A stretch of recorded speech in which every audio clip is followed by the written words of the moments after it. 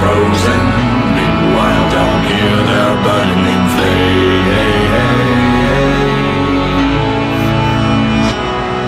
These battles will set us free from our own doom. Let's go ahead and fight 'em.